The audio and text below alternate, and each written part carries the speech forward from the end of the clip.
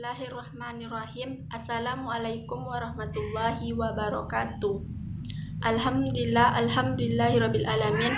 Wassalatu wassalamu ala asrofil anbiya'i wal mursalin wa ala alihi wa ashabihi rasulillahi ajmain.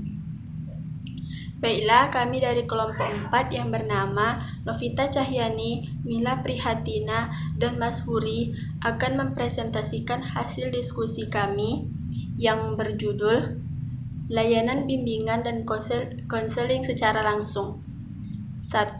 Konseling individual merupakan layanan profesional yang diberikan kepada individu yang mengalami berbagai bidang masalah, dilakukan secara tatap muka atau memperdayakan teknologi. Penyelesaiannya membutuhkan bantuan guru BK atau konselor. Tujuan untuk mencapai perkembangan secara optimal. Perumusan tujuan tersebut mengacu pada tugas-tugas perkembangan. 2. Konseling kelompok merupakan layanan profesional dengan melandaskan kepada dinamika dalam kelompok yang pengentasan masalahnya membutuhkan kontribusi pengalaman dari anggota kelompok.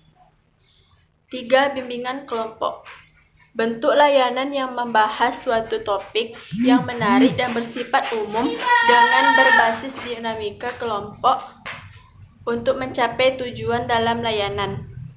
Tujuan yang akan dicapai untuk menunjang perkembangan pribadi dan perkembangan sosial bagi masing-masing anggota kelompok. Prosedur kegiatan bimbingan kelompok terdiri dari pra-bimbingan, pelaksanaan, dan pasca bimbingan. Layanan bimbingan dan konseling merupakan proses pemberian bantuan yang diberikan kepada siswa secara terus-menerus agar tercapai kemandirian dalam pemahaman diri sehingga siswa sanggup mengarahkan dirinya sesuai dengan tuntunan dan keadaan lingkungan sekolah, keluarga, dan masyarakat. Selanjutnya yaitu bimbingan klasikal. Layanan ini dilakukan dalam settingan kelas seperti pembelajaran, sehingga pelaksanaannya menggunakan strategis pembelajaran yang inovatif dan kreatif. Namun, layanan klasikal sangat berbeda dengan pembelajaran pada mata pelajaran. Lebih bersifat preventif, pengembangan dan perspektif atau pemeliharaan. Selanjutnya, konsultasi dilakukan antara konsultan dan konsulti secara face-to-face relationship yang melibatkan pihak ketiga, memperhatikan azas-azas konseling dan teknik konsultasi, bersifat pemahaman dan pengatasan masalah-masalah pihak ketiga. Sedangkan tujuannya yaitu memberikan pemahaman, wawasan bagi konsulti agar komunikasi antar konsulti dan pihak ketiga menjadi lebih baik.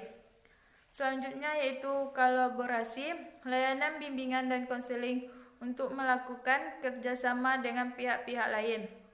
Melalui kolaborasi tercipta interaksi yang efektif di antara orang tua, komunitas, dan lembaga-lembaga lainnya.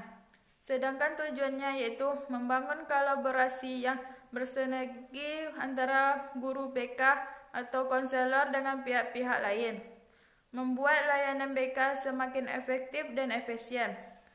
Selanjutnya yaitu ahli tangan kasus, membantu masalah individu dengan bantuan dari ahli yang lebih kompeten. Ahli tangan kasus dapat berasal dari pihak sekolah, seperti kepala sekolah, wali kelas, guru, ataupun guru mata pelajaran.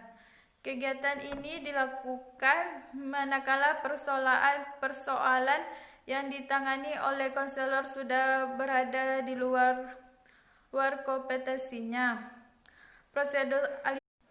Prosedur ahli tangan kasus yaitu yang pertama, memilih ahli yang dirujuk dengan persetujuan klien dan orang tua.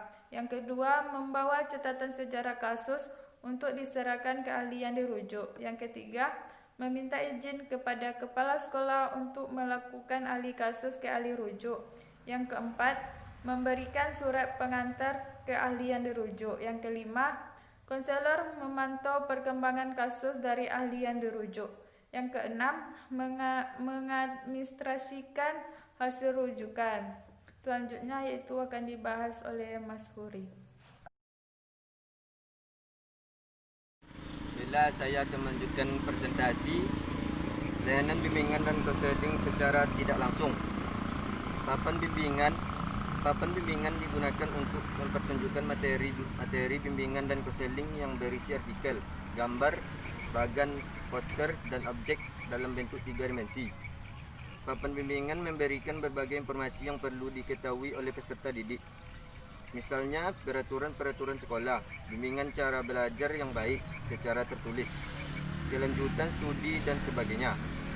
Media papan bimbingan membantu guru bimbingan konseling yang tidak masuk kelas melalui media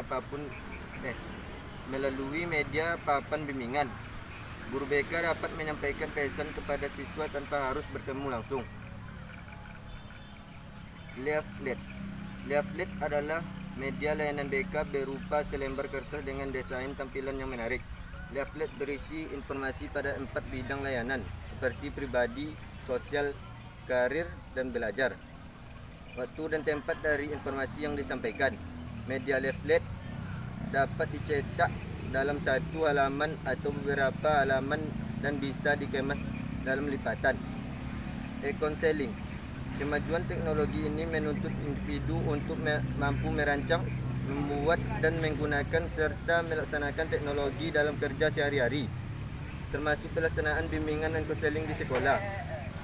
Beberapa bentuk layanan konseling secara online dapat dilakukan melalui internet, e-konseling, layanan konseling melalui email, dan juga melalui chatting. Beberapa hal yang perlu diperhatikan apabila konselor hendak melakukan e-konseling, misalnya yang berkaitan dengan kerahasiaan, lisensi, identitas diri, dan batasan masalah.